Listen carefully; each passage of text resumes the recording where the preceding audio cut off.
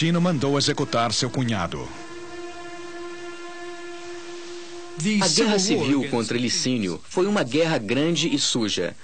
Às vezes pode parecer que é Constantino empreendendo uma cruzada cristã, levando o cristianismo ao leste do império. Mas podemos ver por um outro lado. Para mim, é uma guerra civil brutal e desnecessária. Não tinha necessidade de atacar Licínio. Ele era eficiente, ele era um bom imperador, ele não era tirano. O ataque de Constantino foi uma demonstração de poder cínica que pode ser disfarçada pelas causas cristãs, mas a realidade é outra. O vitorioso Constantino agora construiria uma nova Roma no leste.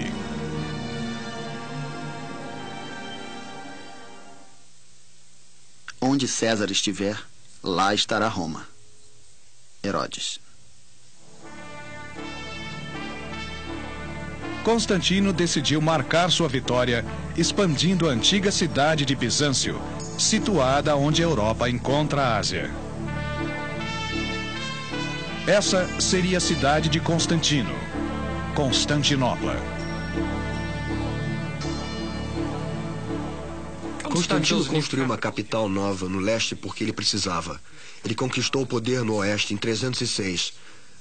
Mas em 320, quando ele conquistou o leste, após ter governado o oeste por 15 anos, ele não conhecia ninguém no leste. O leste vinha sendo governado por um regime alternativo. Ele não tinha nenhum contato, nenhum elo de comando. Então eu acho que foi estritamente uma necessidade política que o levou para o leste.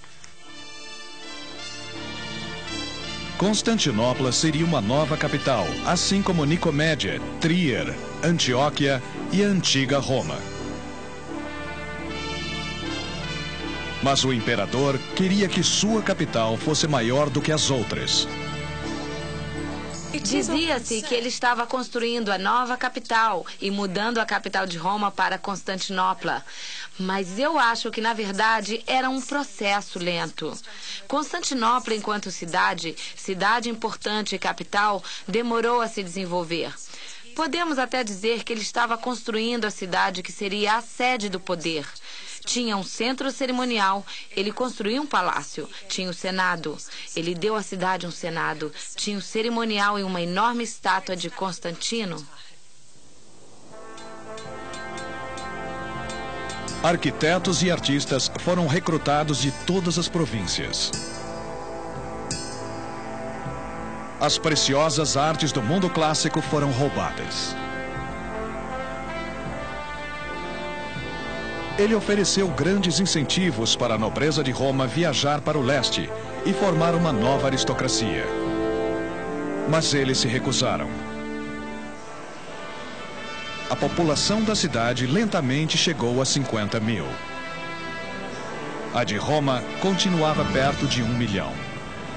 Mas o centro do poder estava mudando inexoravelmente para o leste.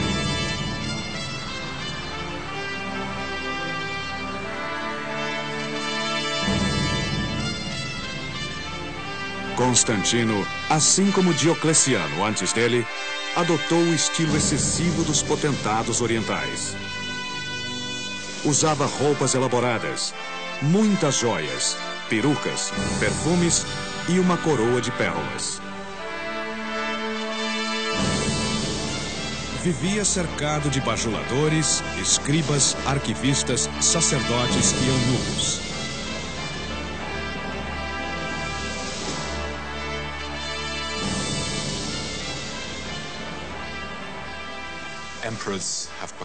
Imperadores foram elevados acima de suas funções. Eles foram removidos de suas funções. Eles são protegidos por uma imensa massa de serventes, cuja função é filtrar as solicitações, evitando que as pessoas cheguem perto. Em 325 d.C., Constantino convocou mais de 300 bispos para um conselho na cidade de Niceia. O imperador os forçou a concordar pela primeira vez com uma doutrina cristã padrão. O Credo de Niceia vem sendo adotado pelo mundo cristão desde então. Logo depois, Constantino partiu para a Itália para celebrar 20 anos de poder. Deveria ter sido um ano triunfante. Mas foi um ano trágico. Espalhando choque e repulsa, ele repentinamente se voltou contra sua própria família, ordenando a prisão e execução de seu filho mais velho, Crispo. O escândalo foi mantido em segredo, mas Constantino talvez temesse as ambições de seu filho. Ciúmes familiares, ciúmes matrimoniais estão em jogo aqui. E Constantino, um cruel indivíduo, disse que, se um membro de sua família desafia seu poder, elimina-se essa pessoa. Também caíram suspeitas sobre sua esposa Fausta. Por ordens de Constantino, ela foi sufocada numa sauna.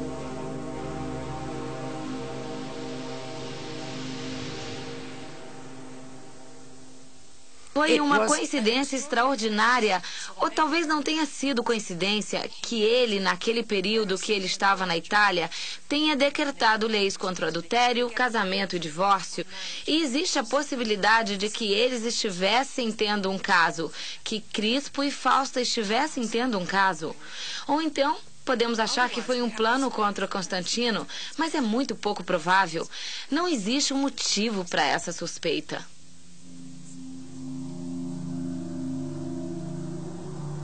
Tamanha crueldade não era incomum. Apenas 3 dos 36 imperadores anteriores morreram enquanto dormiam. A primeira defesa de Constantino era sempre espada. Nosso erro, é claro, é que muitas vezes nós pensamos em cristianismo como um meio sem personalidade, tipo ame seu vizinho. Mas eu não acho que Constantino tinha essa visão. Ele era, afinal de contas, um imperador, e sendo imperador, ele tinha que ser cruel, e você tem que ser se você é um homem poderoso, e ele era um homem muito poderoso. Mas Constantino via a igreja cristã como forma de consolidar ainda mais o seu poder.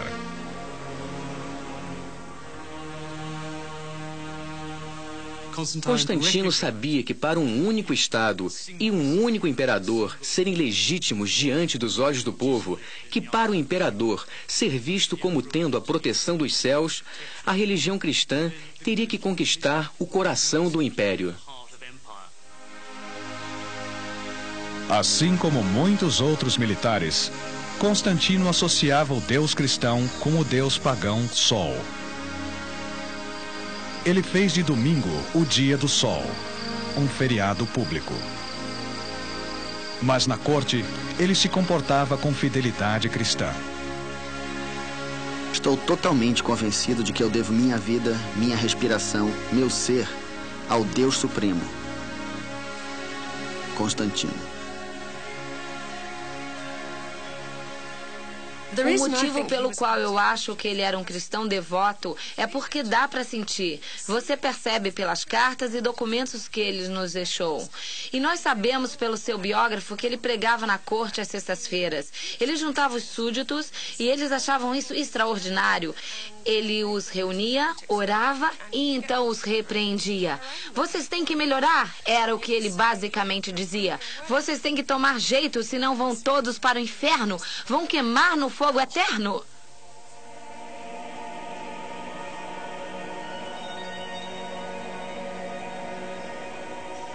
Constantino construiu igrejas por todo o império, enchendo-as de artefatos prateados e dourados, mosaicos e mármore.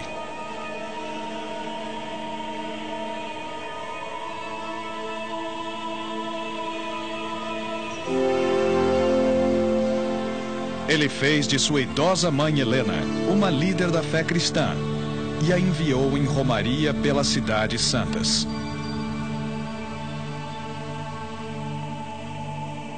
Nem todos os cristãos aceitavam as medidas do imperador.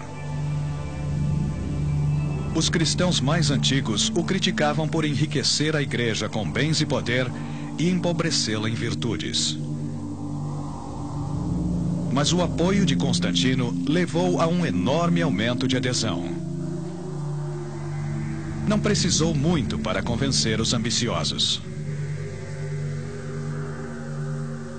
Faça de mim bispo de Roma e eu me tornarei cristão amanhã.